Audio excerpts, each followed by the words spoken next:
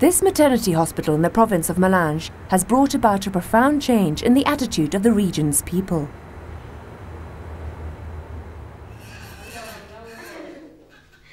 In Africa, this is how it is. Women prefer to give birth at home. Since 2003, when the new maternity hospital was inaugurated, the situation has been reversed.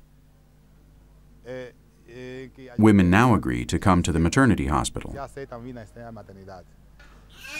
Previously, we had some 4 or 5 births a day, but now the number is somewhere between 8 and 12 births.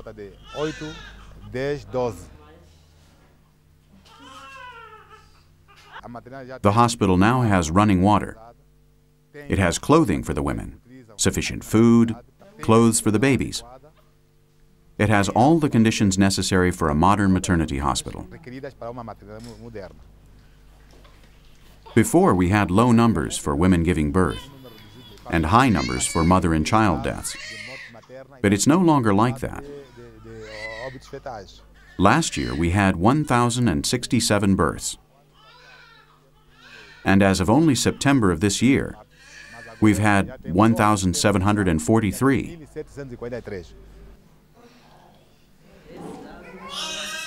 Another of the projects we have undertaken is the eradication of poliomyelitis. We would like to eradicate it by the end of 2005. The latest campaign shows that we have coverage somewhere between 90 and 98%. This reassures us that it's possible to eradicate polio in our province and in our country this very year.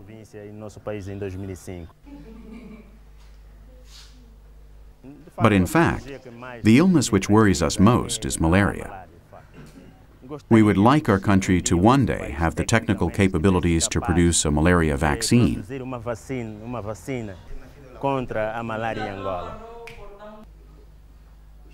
I think that the research done in this area over the next 10 years will make it possible to have a vaccine.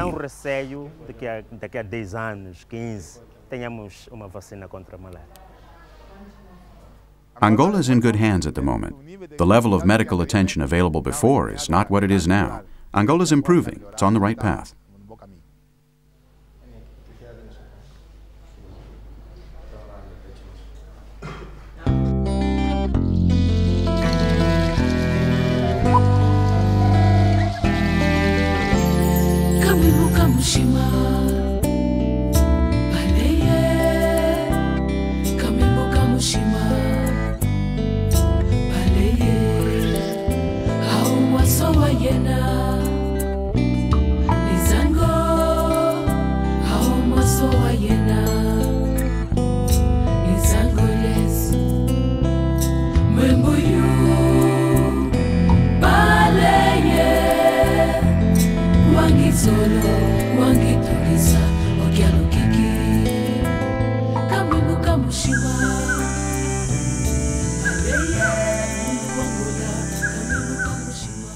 The province of Cabinda is located in the northernmost part of Angola. It is one of the richest regions for oil and wood in Africa. Here, at the Kigongo Nature Preserve, begins the vast and impenetrable jungle of Mayombe, one of the last refuges of animal species, such as gorillas and elephants. Among its wide variety of trees, some up to 50 meters high, winds one of the largest mangrove swamps on the planet, a true paradise for birds. This country offers infinite possibilities, from traveling the waters of these mangrove swamps, known as the African Amazon, to negotiating a massive sea of dunes in one of the most arid deserts in the world, the Namib.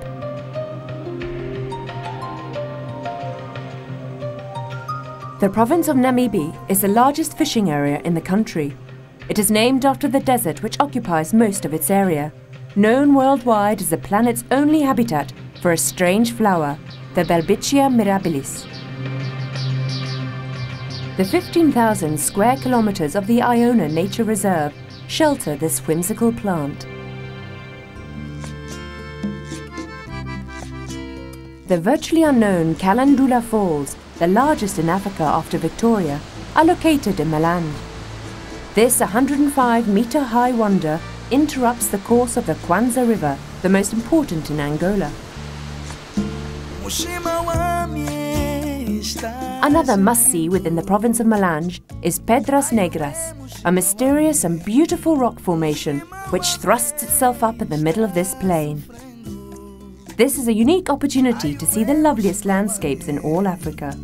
Em Benguela, onde está o meu amor, a minha terra, a minha gente.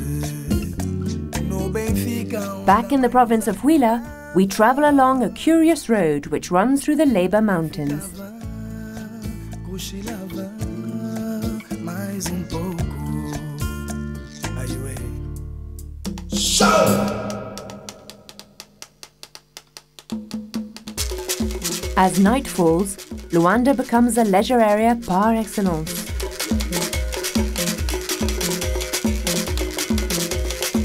Every night of the week is perfect for losing oneself amongst its restaurants, discos, or in the innumerable clubs along the beach in the area that is known as La Isla.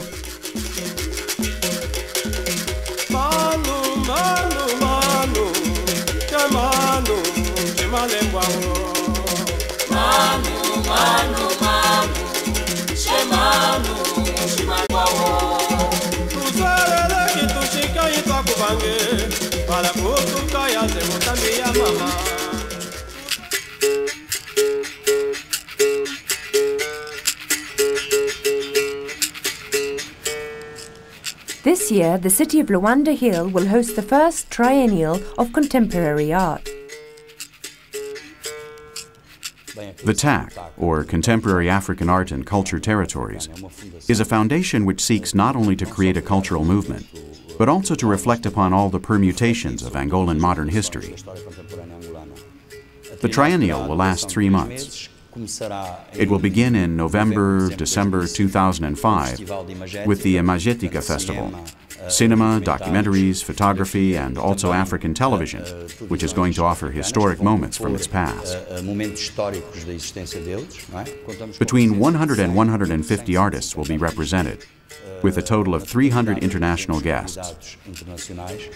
During the triennial, we also want to absorb readings from new generations of Europeans, Americans, and Asians from all over the world of this country's existential process.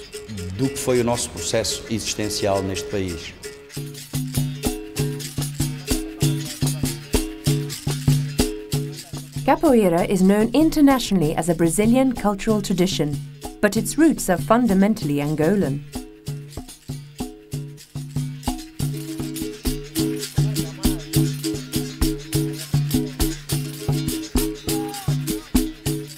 African slaves were taken to Brazil, and today the tradition has returned to its roots.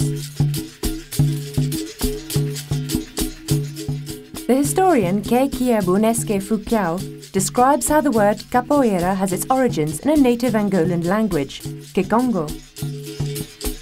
In the Kikongo language, kipura or kipula means fly from one place to another, fight. The two terms are used to describe the movement of a cock during a fight. Kipura, specifically within the context of the Congo culture, is used for an individual who uses fighting techniques.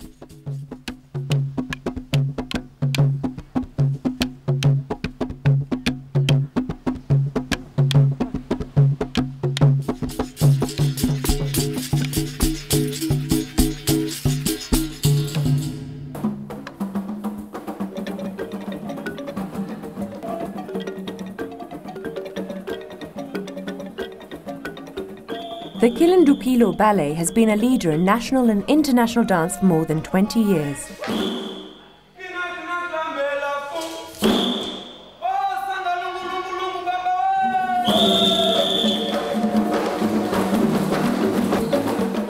The winner of many prizes in Africa and Europe, the group is recognized in countries such as Germany, Russia, Japan, Portugal, India and Cuba. The ballet is made up of more than 100 Angolans from every corner of the country and has 2 branches, one in Luanda and another in Lisbon.